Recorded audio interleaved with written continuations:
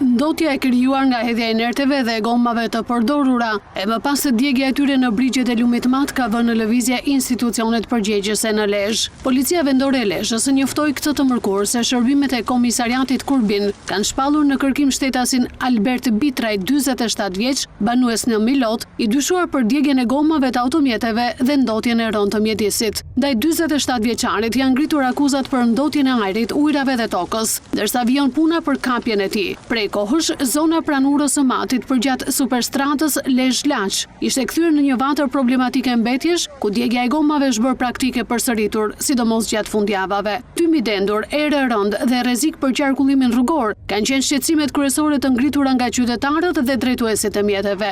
Vetëm pas publikimit të vazhdueshëm të këtyre rasteve në media, ka ardhur dhe ky reagim i policisë. Po ashtu janë vënë në lëvizje edhe institucionet mjedisore, të cilat kanë nisur monitorimin e Lumit Mat për të ndaluar hedhjen e inerteve dhe pjesëve të automjeteve, pasi tymi i krijuar ka shkaktuar shqetësim serioz për mjedisin dhe shëndetin publik.